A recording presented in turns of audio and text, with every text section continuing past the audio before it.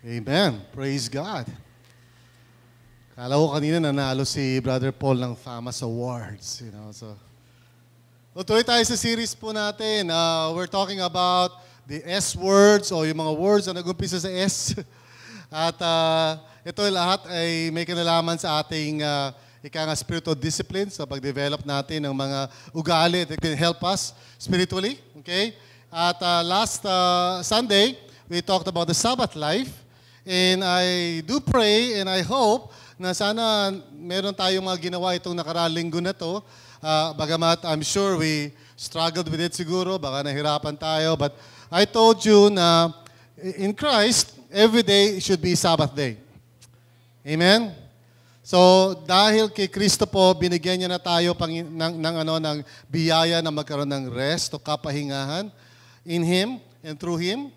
So dapat po natin pangalagaan o i-claim yan and we should actually enjoy that every day ng ating buhay. Okay?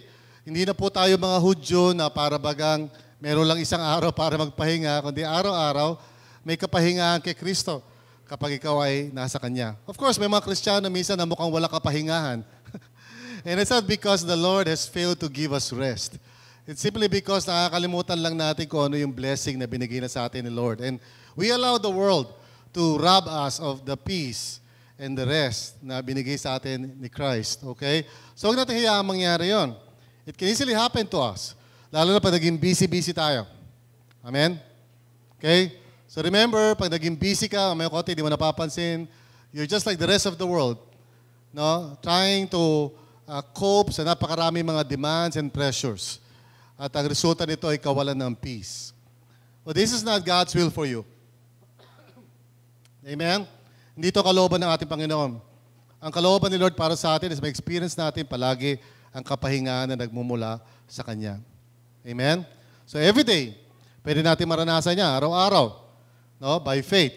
Kaya nga tinuro ko sa inyo, on any day, kahit na sabihin natin marami kang ginagawa, you can always set aside some time. Pwede kang, manahimik, pumunta sa isang lugar, kahit na for just a few moments or a few minutes. No? Kahit CR nga I do that even in the office, hindi dahil parang kailangan ko lang magpahinga physically.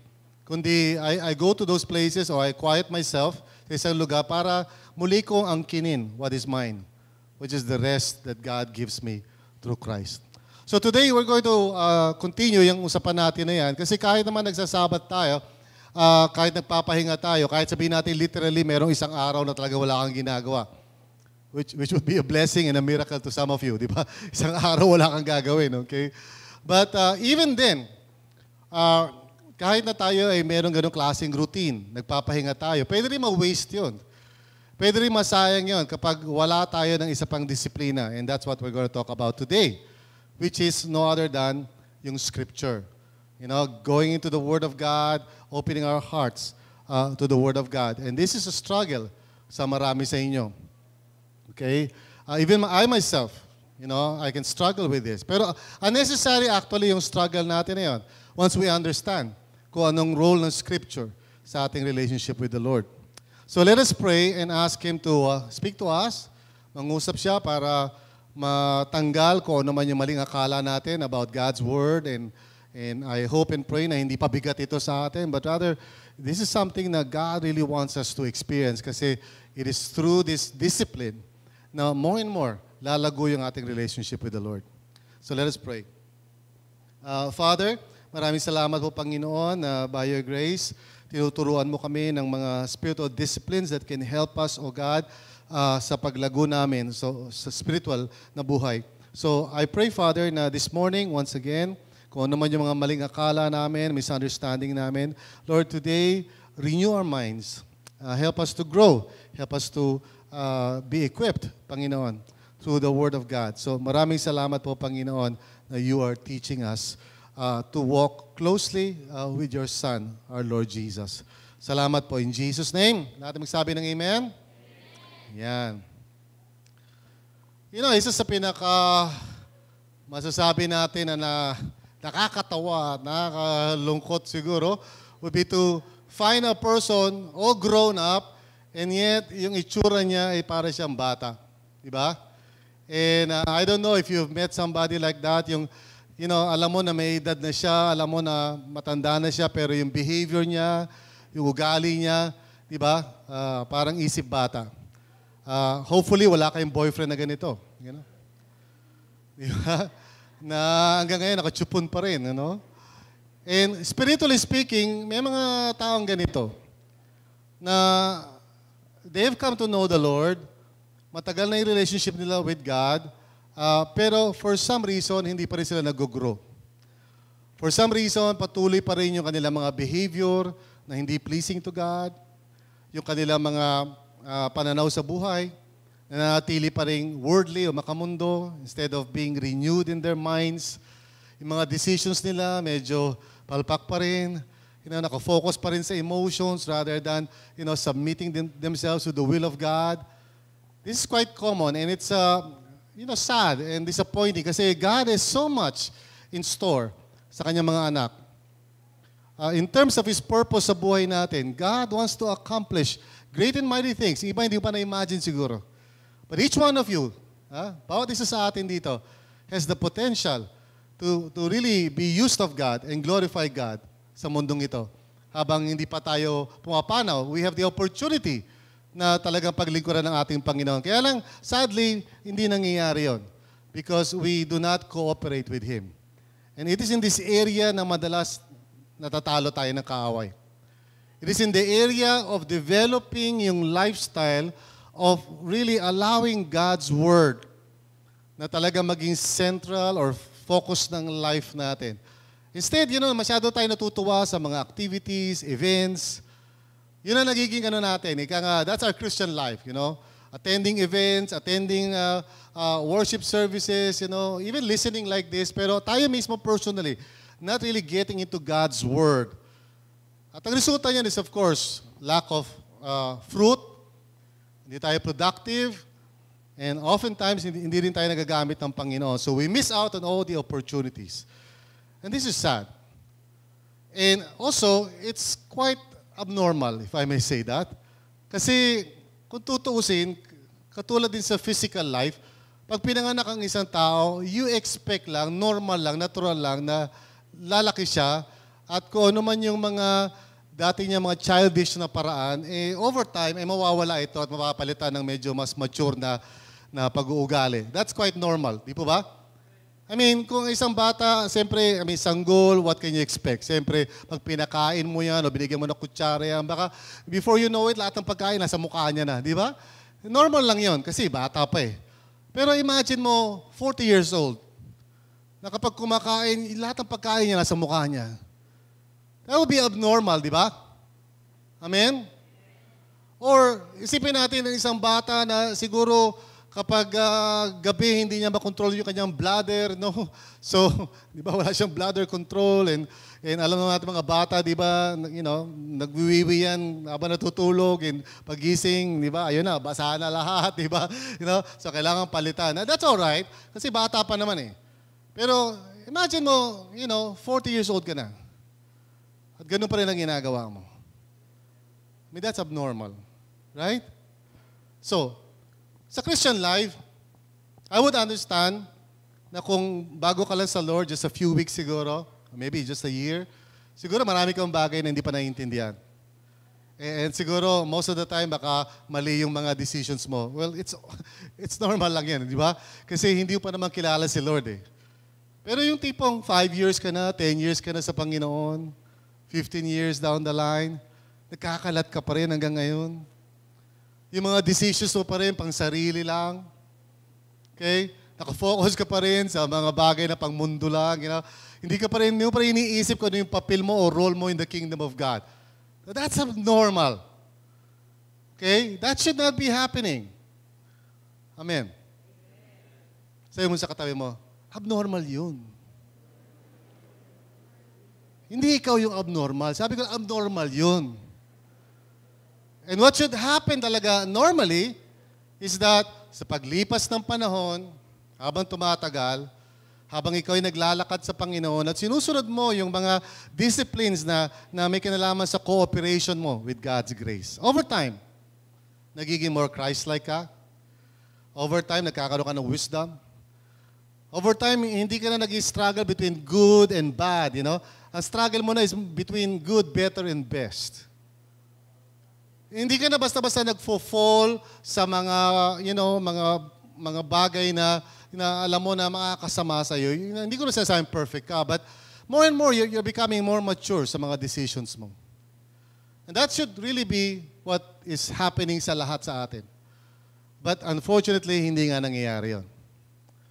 What we discover is that minsan may mga mananampalataya who've been sitting under the Word of God for a long time, listening to sermons. You know, minsan ilang taon ka na nakakilala sa Panginoon, nakikinig sa tanan ng Diyos, but still, ganun pa rin yung pag-uugali mo, ganun pa rin yung pananaw mo sa buhay, yung value system mo, hindi pa rin nagbabago. There's something wrong. And that's abnormal. Okay? Now, what we need to remember is that God's will for us is tayo ay lumago. Sabihin niyo nga po, lumago. Sabi mo sa katabi mo, lumalago ka ba? Hindi pa horizontal. Vertical. Okay. Kasi iba sa atin lumalago, you know, in a different way, okay? Pero hindi tayo lumalago, Panginoon. So, our topic today is about moving from immaturity to maturity. And specifically, ang topic po natin ngayong magang ito has to do with the Word of God or the Scriptures. Now, katulad din sa physical life natin, kung hindi tayo kakain ng masustansya, then what can we expect? Maapektuhan yung ating physical growth. Pati pag-iisip po natin, maapektuhan. Di po ba? Amen? So, yung mga bata na puro chichirya yung kinakain, di ba? Cornic ng cornic, di ba? You know, 10 years down the road, ano masasabi mo dyan? Utak, cornic. Di ba? So kung wala kang ginawa, kundi kumain ng mommy, you know, other years, puro ka mommy, araw-araw. Give it 5 years, 10 years, utak mommy. Okay? So, what you eat, you know, physically speaking, affects you physically as well. Alright? So, spiritually, ganun din. Ang kakaibahan nito is this.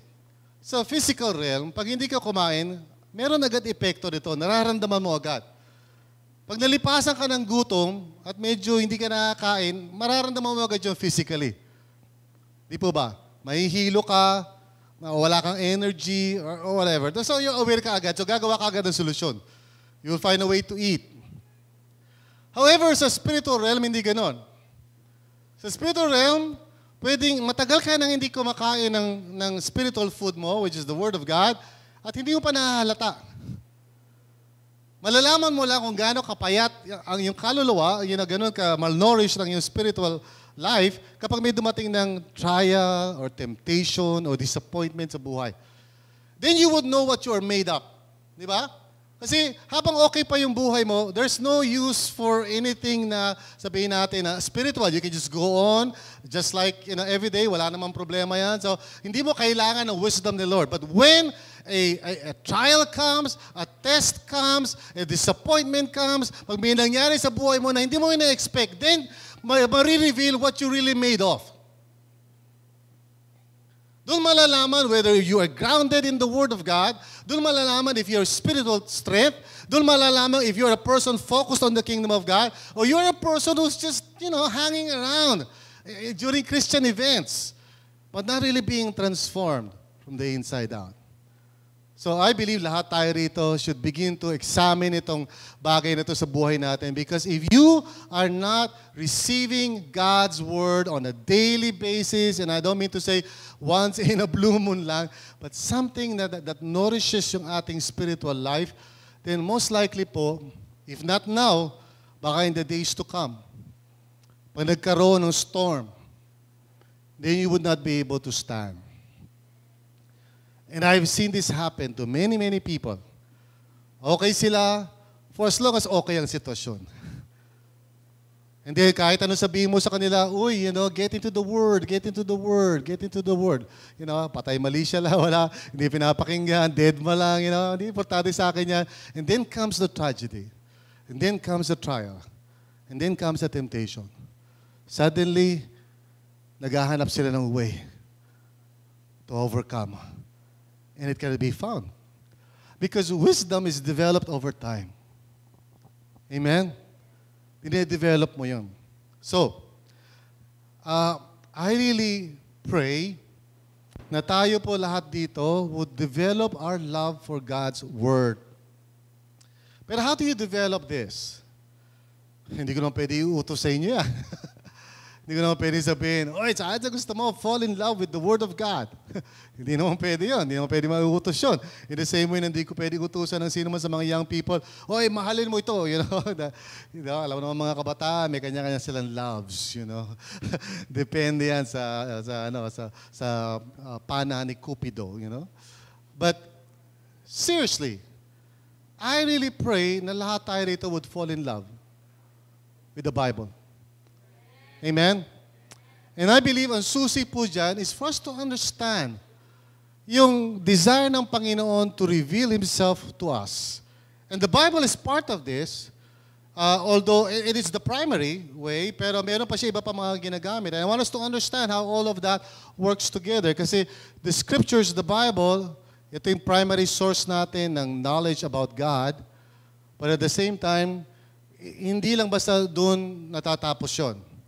I've discovered na ang mga tao, most of the time, do not really understand kung paano nagwo-work out ang spiritual life. In 1 Peter chapter 1, verse 24-25, sabi doon, all people are like grass, okay? And all their glory is like the flowers of the field. The grass withers and the flowers fall, but the word of the Lord endures forever. So sinasabi niyang quotation na yan that the Word of God, is something that is everlasting, di ba? And that lasts forever and ever, di ba? But actually, yung context niyan is this. Ito yung context niya. Ito yung unang verse.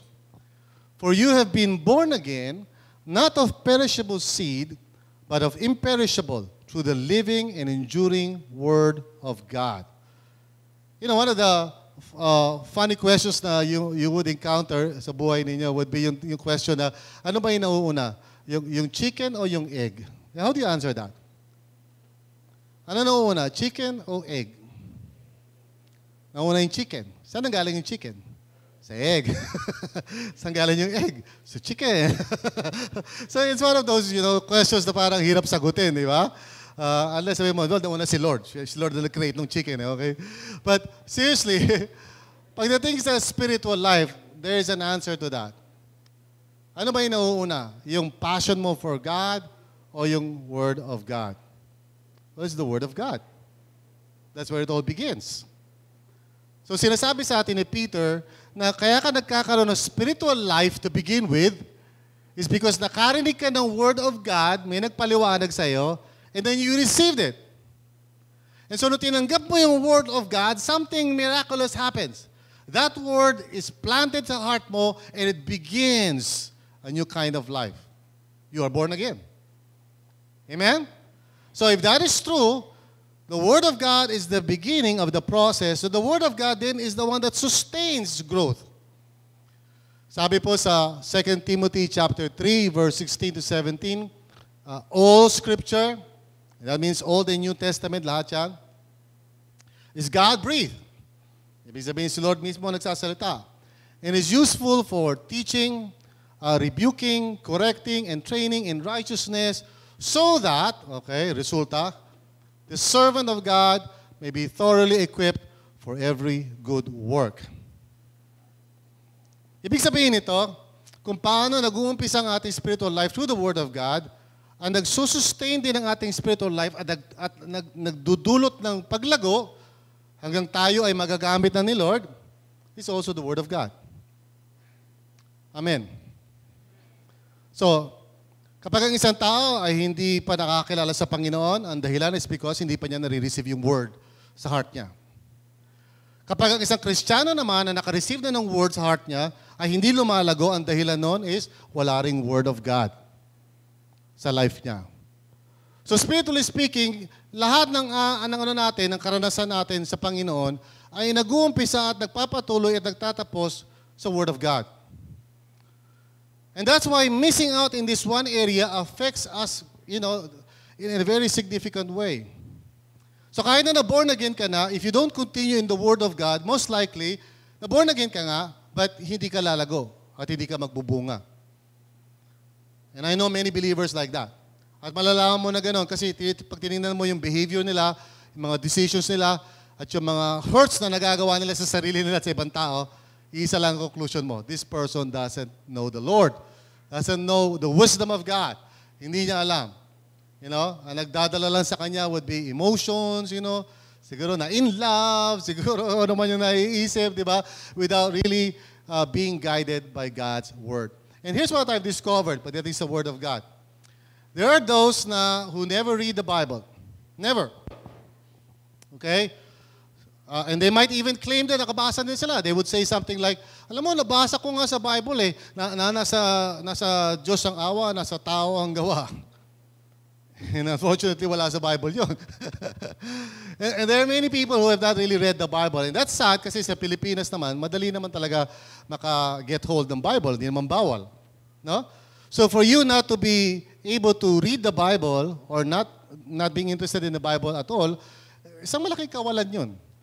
Kasi sa ibang bansa, nagpe-pray sila na sana magkaroon sila ng Bible. Kasi bawal di ba? If you go to other countries, bawal magkaroon ng Bible. So sa Pilipinas, kahit saan ka magpunta, may Bible. Amen? And yet there are those who never read the Bible. And I've also met people who don't read the Bible.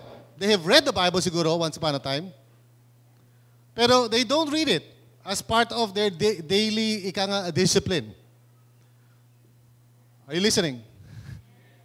Hindi nila binabasa ang Word of God as a parang regular thing na ginagawa nila sa buhay nila. Every now and then lang siguro. Nakabasa na sila. In fairness naman. Pero hindi siya habit. And then also I've discovered there are people who just read the Bible. Are you one of these? I know a lot of people na ganito. They read the Bible. Do you read the Bible? Yes. So, what happens pag nabasa mo? Di nabasa ko. So they just read the Bible. And parang binabasa mo lang comics, parang nagbabasa ng diary. They read the Bible siguro para masabi lang na nabasa nila yung Bible. Pero nothing gets into their hearts. Di ba? Supposedly, pag nagbabasa ka kasi ng Bible, sabi sa ibang mga verses sa Bible na parang mirror yan, parang salamin. You're supposed to be able to see more of yourself habang nagbabasa ka ng Bible. You're supposed to be, ang purpose nun is para maging more aware ka of God's will for your life. And sadly, maraming Kristiyano to, babasa ng Bible, but they never really absorb kung ano yung sinasabi sa Bible. They just read it. No? Also, I've met people who study the Bible. Siyempre sa seminary, there are people who study the Bible. So, hindi lang sila yung mga tao na tipong basa lang ng basa. They go into the nitty-gritty ng Word of God. Talagang ini-examine nila yan. I remember one time, my wife, binasa niya yung aking journal. I don't do paper journals now, but years ago, I used to have journal. Yan talaga nagsusulat ako. Nowadays, ang ginagamit ko, internet na lang, to write my journal. Kasi kaya ako ginagawa yan is because yung mga journal ko dati, kung saan na lang napunta. Mga sulok-sulok, siguro nagbabasa ng mga EPs, mga daga, So I'm just lost interest in writing down. Naisip ko, when I'm gone, at least yung mga journal ko can be read kasi nasa internet. So I'm starting to write. Pero years ago, meron akong journal. And my wife, came across one of my journals, Actually, bawal yun, pero since she's my wife, she was able to examine my journal. At ang response niya ganito, parang, ano classic journal yan, Kasi nung tinitingnan niya yung journal ko, puro Greek, puro mga, mga past participle, progressive, aorist, So talagang masyadong intellectual yung pag-aaral ng Bible. That was years ago, of course, okay? Years ago kasi nung nag-aaral ako sa seminary, siyempre natuto ako ng mga languages, natuto ako ng, pag-analyze ng sentence, kung ano ba dyan yung pronoun, ano yung referent niya, juba-juba dyan, okay? So I went into that, talaga, kinarir ko talaga yun. Okay? I studied the Bible. But I realized later on that God doesn't want me to just study the Bible. There's a greater reason why God wants me to get into the Word of God. Now, I believe this is what God wants us to do. To use the Bible according to God's purpose. Meaning to say, may purpose si Lord for the Bible. And it's part of an overall purpose na may kinalaman talaga sa kanyang anak na si Jesus. And we need to understand this. Because hanggang hindi natin naiintindihan ito, it will always be a struggle for us. Getting your Bible, bubuksan mo yung Bible, magbabasa ka. I mean, how many of you would be honest with me? Now, there are times siguro, maybe more than, hindi mo lang masabi, pero pag nagbabasa ka ng Bible, parang nakakatamad. How many of you? Just be honest. O, kita mo, di ba? Sobra kayo. Hindi, kasama ako doon. there are times when you read the Bible, talaga it's a struggle, di ba? Parang, ang hirap nito, di ba? Yung iba nga ginagawa nila pantulog ang Bible. Kasi pag binasa mo, after a while, parang, talaga tulog ka na agad, di ba? So parang sleeping pills, okay, yung Bible. But you know what? Once you understand kung anong part ng Bible as far as the overall desire of God to relate with us, then you'll begin to see and understand. The Bible is such a wonderful gift. Amen? Now, okay. I want us to go to a passage of Scripture in John 5, verses 1 to 47. It's a bit long, pero don't worry, matatapos tayo niyan, okay? This portion of Scripture na babasahin natin is just a part ng isang malaking diskusyon that Jesus was having with religious leaders. As you well know, Jesus ministered in Israel, okay? So maraming tao doon ang religious. They are into the Word of God. So, dun sa lugar na yon sa Israel, everybody knows the Bible, okay? Mula bata ka pala, nagbabasa na sila ng Bible. So, hindi sila katulad ng bansa siguro natin, like Philippines, na by the time na makahawak ka ng Bible o makabasa ng Bible, baka matanda ka na, okay? Pero in Israel, everybody has access to the Word of God. And yet, God found fault sa kanila as they handled the Word of God. So it was a discussion na medyo mahaba, lalo-lalo na yung the way they understand who Jesus is. So kukunin lang natin isang part, verse 31 hanggang 47. Okay? Are you ready? So let's get into this. Okay? Sa kalagitnaan na ito ng storya, so that's why diretso na agad tayo doon sa dialogue ni Jesus. If I testify about myself, sabi ni Jesus, my testimony is not true. Now, let's understand what Jesus is saying dito sa conversation na ito. Kasi yung mga Jews did not really believe in Jesus. Okay? Hindi sila naniniwala. And so, Jesus was basically saying, kung ako lang ito, if I'm just the only one speaking to you like this, at wala nang iba pang pruweba, then maybe you are right in concluding na siguro I'm out of my mind. But at the same time, what he's saying is this. When God wants to speak to us, He uses different ways and means to get to us. Because He is a speaking God. He is a God na gusto niya mag-communicate sa tao. That's why it's really quite absurd pag ang mga tao nag-worship ng idols eh. Right? I mean, it's weird. Unang-una, pupunta ka sa tindahan, bibilin mo yung Diyos mo. Isn't that weird? Bayaran mo yung kahera para makuha mo yung Diyos mo. Tapos, lalagay mo sa bahay mo, kakausapin mo siya, pero hindi ka niya kakausapin. Di ba? Titingnan ka lang niya nung daay. Di ba? Tapos pag naiinip siya, ipapasyal mo. Kasi mainit na, pasyal mo. Di ba? It's weird. That's why God wants us to know the truth kasi the God of the Bible is a God who desires to communicate. He's a God who desires to speak. And si Jesus, bilang God's Son, ando siya sa isang sitwasyon wherein people do not fully understand the way God speaks to people. And so He's saying, if I'm just talking about myself, then my testimony is not true. Ang ibig niya sabihin, I want you to listen to the overall, process that God is doing among you para marinig niyo what God is saying about me. So, there is another who testifies in my favor, sabi ni Jesus. And I know that his testimony about me is true. Now, who is he referring to? Well, makikita natin in the next verse. You have sent to John, and he has testified to the truth. Not that I accept human testimony, but I mention it that you may be saved. So what Jesus is saying, I want you to pay attention. One of the ways that God is speaking to you right now is through a man. His name is John the Baptist. So yung testimony ni John the Baptist confirms kung ano yung sinasabi ko sa inyo about me, sabi ni Jesus.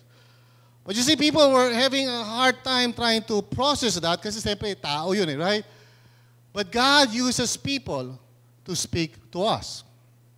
Ganito sabi ni Jesus, John was a lamp that burned and gave light, and you chose for a time to enjoy His light. Here's something na gusto ko maintindihan ng bawat isa sa atin. God is a speaking God. And He wants to speak to you. Sabihin niyo nga po, God wants to speak to me. And one of the ways that He will speak to you is through people. Amen? Now, for example, He can use me. He can use me para mangusap sa inyo. Now, it depends kung nakikinig ka. Because you may be here dito sa Sunday service at yung mind mo ay nasa ibang bansa. Right? So, kausapin mo yung katabi mo, nakikinig ka ba? Because you can be present here physically, pero spiritually and mentally, yung isip mo nasa ibang lugar. Right? So, pag silipin mo yung katabi mo, kung medyo malayo ang kanyang tingin, He is only present physically.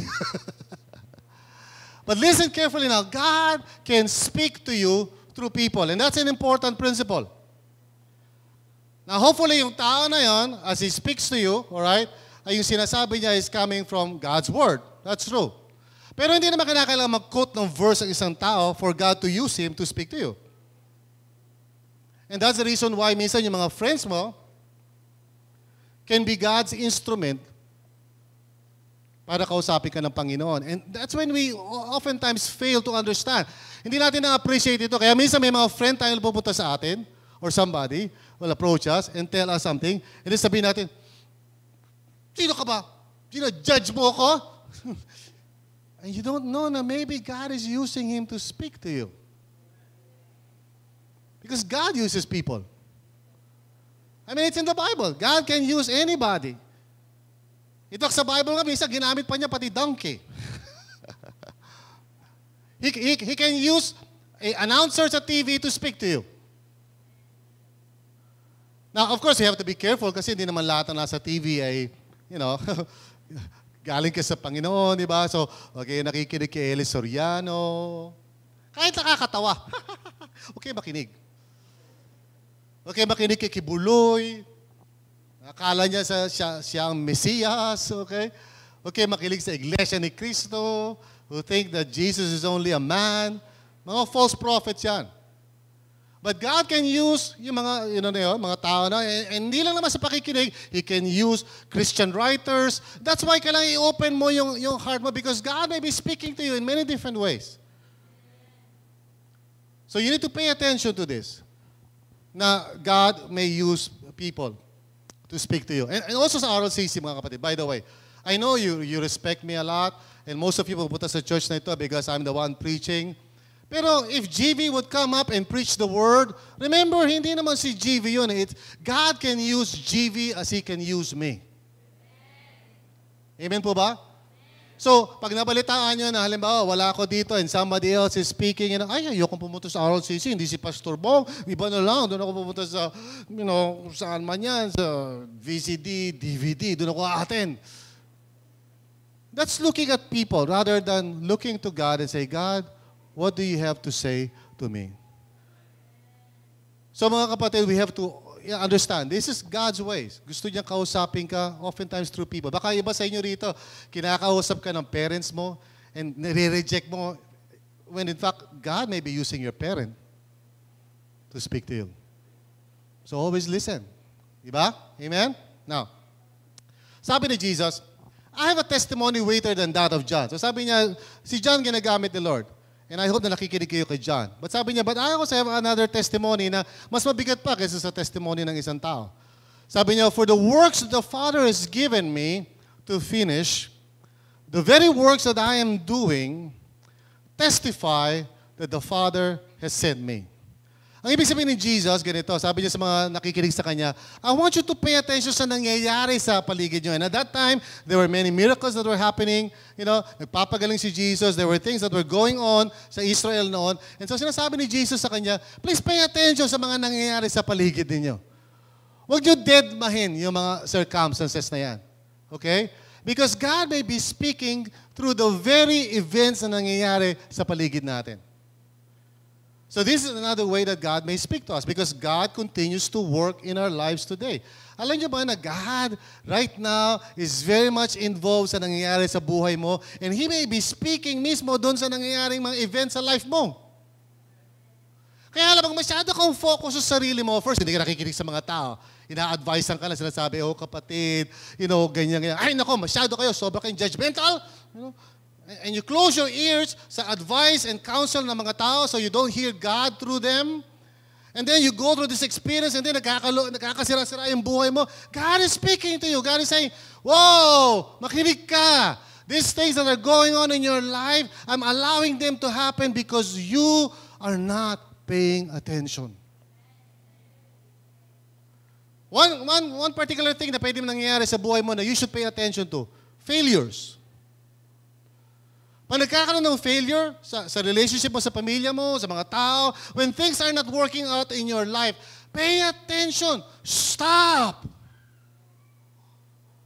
Sige, ginagawa ng mga tao pag mayroong mga nangyayaring failure sa buhay nila, is this, they just keep on fighting. They, with Christ, I can do all things. So, laban ka ng laban. Piglas ka ng piglas. So, punta ka rito, sarado pinto. Punta ka doon, sarado pinto. Punta ka rito, sarado pinto. And there are so many things going on in your life.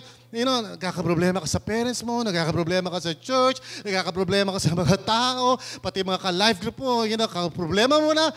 Hello? Stop. Listen. Pay attention.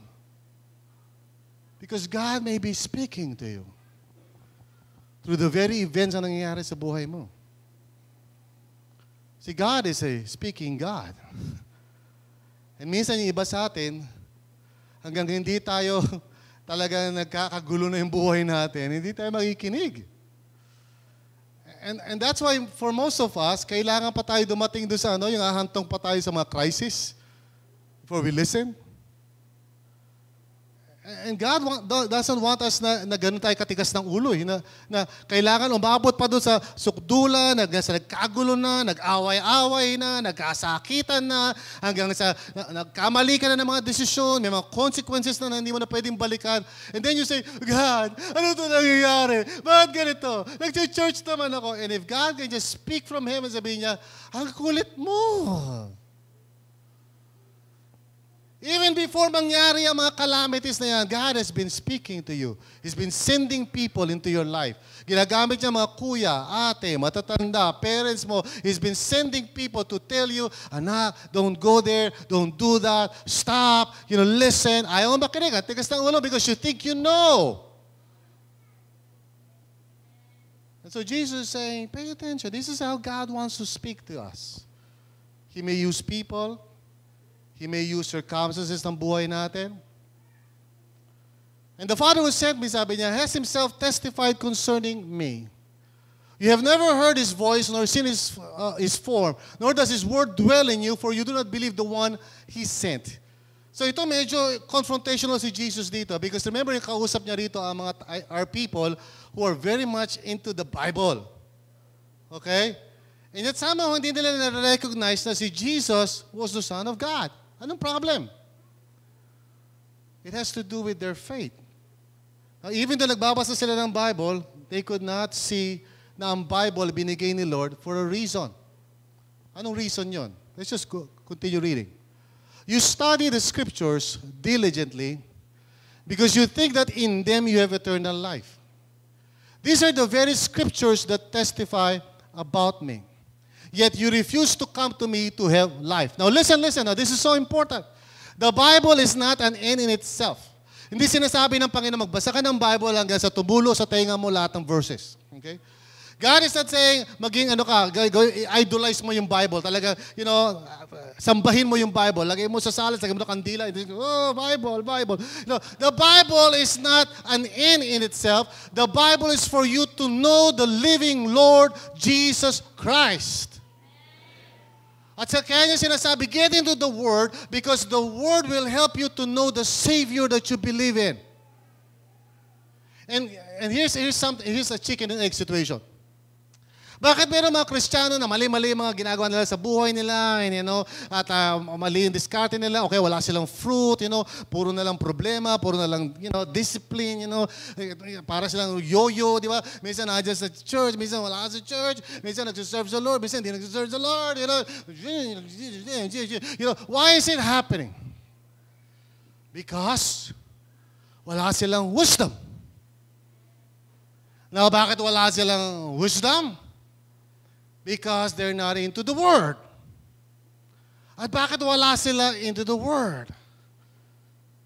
Because they don't love the Lord. And why is it they don't love the Lord? Because they're not into the Word. Chicken, egg. Chicken, egg. Ibig sabihin, how do I get to know the Lord? Through His Word. And the more na I get into the Word, the more na nakikilala ko si Lord, the more I fall in love with the Lord. And the more I fall in love with the Lord, the more I want to read His Word. You see, kaya ka nahihirap magbasa ng Bible is because the love of God is not there inside of you. Have you ever seen a person na nakatanggap ng love letter? Or have you ever received a love letter? Sino naka-receive na ng love letter? Okay, kawawa naman yung iba. I'll pray for you, Lord. Tulungan mo sila, hindi pa sila nakakita ng love letter. Okay. But, pag naka-receive ka ng love letter, okay? O kahit hindi love letter, siguro text na lang from somebody na you really care about, di ba? Sige, text na lang kasi modern di ba? Tut-tut-tut, di ba?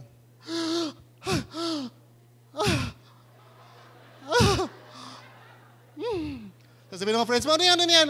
Wala. Patingin. And then you go to a place, di ba, sa isang corner na parang,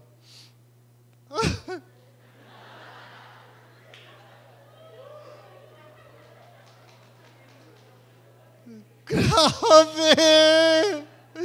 Ano sabi? Kay! Mahal niya ako, Kay! Kay lang yan hindi mo naiintindihan. Ganun niya ako kamahal, lalo sa Kay. Here's my point. Ang purpose ng Bible is to develop a love affair with Jesus. And the more that you fall in love with Jesus, the more that you fall in love with His Word. And the more you fall in love with His Word, the more that you fall in love with Jesus. The Bible is not an end in itself. Kaya gusto ng Panginoon for you to get into the Word so that you may fall in love with the Savior. And when you are in love with the Savior, then your heart will be open to His Word. And the more He can speak to you and guide you. You see, my friends, marami sa atin dito, we're not in love with the Lord. That's why, pag binabasa natin yung Bible, we're so bored. I have yet to see a person who is in love na bored upon receiving a text from somebody na, gusto rin niya. Di ba? Can you imagine? Crush mo yun, crush ka niya, and then you receive the text, okay, ano to? Kamusta ka na? Ingat. Ingat? Now, I've yet to see that. Instead, ang nakikita ko, when somebody's in love, minsan sinisave niya yung message, taunan lumilipas. Nandun yun sa saved items. It's because he's in love. She's in love, right? Look, kaya ka parang nabobore sa scripture is because you're not in love. And the reason bakit hindi ka in love is because you're not in scripture. So, pag gano'n ang relationship mo with the Lord, then all is just a facade, all is just parang, just being religious, you come to church, nothing. And years will pass, lipas ang taon, there's no fruit, nothing, no change, no transformation, wala lang. You're just fulfilling your religious duty. Because only the Word can change you from deep down inside and make you the kind of person God wants you to be. It will only happen once you fall in love with the Savior, with the one who speaks through His Word. Now, sabi ni Jesus, I do not accept glory from human beings, but I know you, sabi ni Jesus. I know that you do not have the love of God in your hearts. No, my goodness, can you imagine this? Yung mga tao na kausap ni Jesus, lahat nagbabasa ng Bible yan, nagmemorya ng Bible. But here's what Jesus says. You know what? Nagbabasa kayo ng Bible and all of that. But here's the problem. You do not have the love of God in your heart. Reading the Bible is not the point.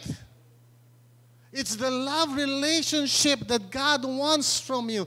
God desires intimacy sa bawat isa sa atin. He desires to speak to us. He desires to speak to our hearts. He wants us to speak to Him. Ang tawag doon, prayer. And He wants to speak to us. Ang tawag doon, revelation. He wants a close relationship with us. He doesn't want you to study the Bible. He wants you to know His heart. And my wife and I have been married since 1990. And through the years, we've talked and you know, marami kami napag-usapan, may conflicts din and all of that. But I've gotten to know my wife's heart, and hopefully she has gotten to know my heart, and gotten to know each other's heart. And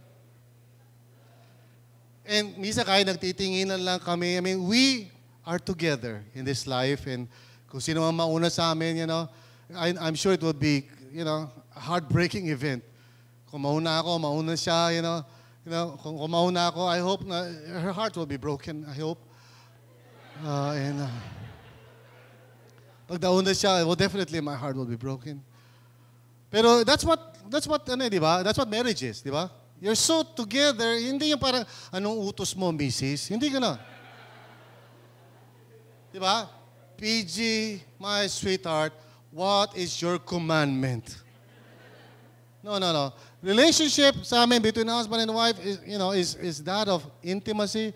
And you know what? Ang picture sa Bible, yung gusto ni Lord na relationship sa atin, hindi yung, sige Lord, utos mo lang, sunod na. Hindi. What God desires from each one of us is intimacy.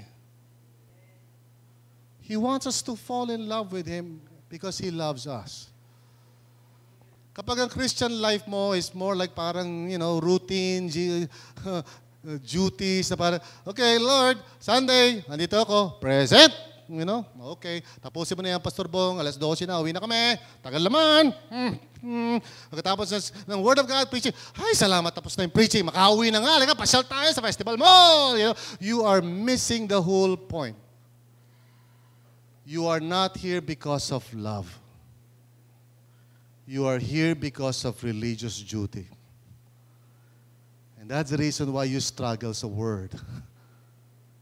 Because when you are in love with God, at nakikinig ka ng message na ganito, it's like you are taking all of it and saying, God, speak to me. Speak to my heart. I have come in my Father's name, sabi ni Jesus, and you do not accept me. But if someone else comes in His own name, you will accept him. So He was, you know, rebuking them for their unbelief. And then sabi niya, how can you believe since you accept glory from one another, but do not seek the glory that comes from the only God? Sabi ni Jesus, kayo, okay kayo eh, di ba? You value yung relationships nyo, but what about yung relationship nyo with God? And then sabi niya ganito, but do not think that I will accuse you before the Father. Your accuser is Moses, sabi niya, on whom your hopes are set. If you believed in Moses, you would believe in me, for he wrote about me. So lahat ng scriptures point to Jesus. Pag nagbabasa ka ng Old Testament, hindi lang basta mga letra yan. They're supposed to tell you about Jesus.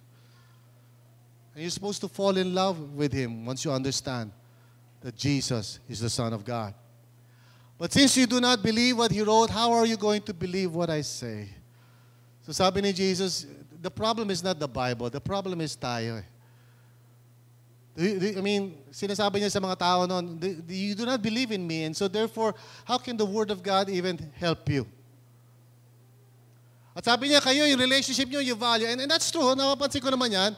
You know, sa relationship natin sa horizontal, we value it, right? Lalo na pag meron kang isang tao na nagugustuhan. So yung mga medyo matatanda na siguro, hindi ka makarelate, ano? Pero if somebody is, importante sa'yo, okay, kahit na mga magulang, di ba? Pina-prioritize mo yung relationship na yun eh. Amen.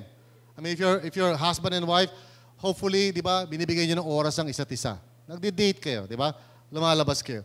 Mga magulang sa mga anak, ganoon din naman. Di ba?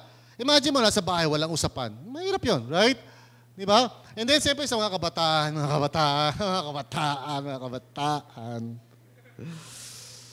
Okay. Pag kayo ay na-in love, ako naman talaga, daydreaming, lagi nakasilip-silip, kahit pupunta sa center, kahit wala naman dahilan. Ba't ka nandito? Sasabihin ko, ba't ka nandito? Wala, pastor, tinitingnan ko lang kung kamusta ba ang center. Or you will go to a person's house. Ba't nandiyan ka? Just fellowship lang, pastor. Fellowship? Fellowship with one person. Now listen, okay. Naintindihan ko yun eh. But here's the point. Yung relationship mo sa horizontal, you know the value of that and you give it time and priority and attention. So here's what Jesus is saying. What about us? Anong value sa'yo ng relationship ko with you? The reason bakit ka nag-i-struggle sa Bible and why the Bible is not part of your daily walk is because wala kang pakialam about your relationship with God. And that is what you should repent from. Hindi yung pagbabasa ng Bible, yung relationship mo sa Kanya. Because kung relationship mo sa Kanya is tama, you would love the Bible. So let me just summarize that. To love the Word, you must love the Lord. Amen? You cannot love the Word any other way. The reason bakit I love the Bible is not because Bible yun. The reason bakit gusto kong basahin ang Word of God is because I love the Lord. And you know what? Here's the wonderful thing na gusto ko maintindihan nyo. To love the Lord, you must love the Word. Amen? And that's true. Yung relationship mo with the Lord, is affected by yung word intake mo. And the more na ang word comes into your heart, the more na nai-in-love ka kay Lord. And it's just, susi sa spiritual life. So show me a Christian na hindi nagbubunga. Show me a person who claims to be a believer pero wala kang makitang ebidensya. And I'll show you a person na walang time for God's Word. Ganoon lang kasimple yun. Amen? So let me tell you very, very quickly how you can increase your word appetite. Well, first of all, read and listen to the Bible. Purihin ang Panginoon na ang Bible ngayon hindi lang basta nababasa. Pwede rin pakinggan. Merong MP3. So for those of you na medyo matanda na, okay, taas ang kamay. Okay, wala tataas. Alright? But purihin ang Panginoon that you can listen to the Bible. I listen to the Bible more than I read the Bible. You know that? Amen? Hindi kasalanan na makinig sa Bible.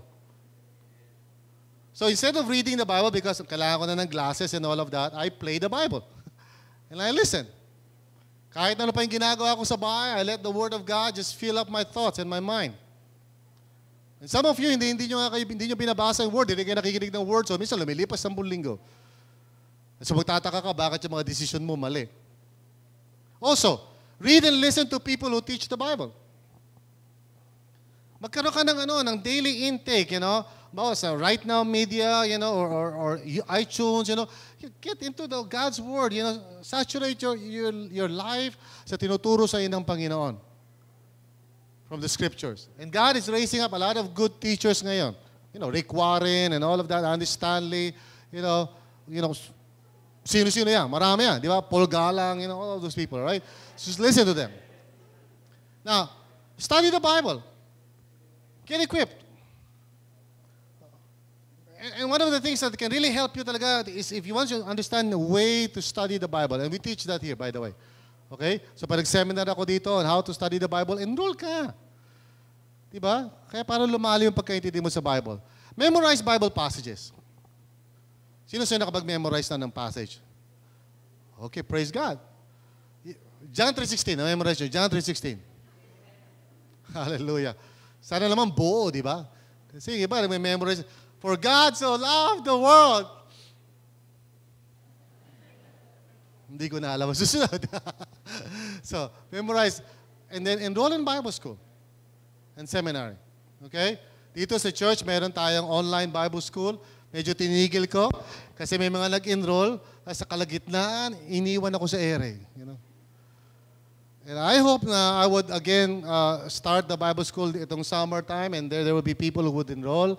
So enroll kayo. Kami, hindi naman darating sa inyo ang knowledge ng automatic. Di ba? Don't tell me na, alam mo, gusto ko sana makilala ang Panginoon. Talaga? So ano ginagawa mo? Wala. Minsan I'm offering people na, gusto mo Bible study tayo? Sige, pastor, tingnan natin. Hindi, Bible study tayo. Subukan natin, tingnan natin. Tingnan. Ano titingnan natin? Tingnan natin. You know. And so that's why we never grow in the Word of God. Amen? Do you understand? So hallelujah. Purihin ang ating Panginoon.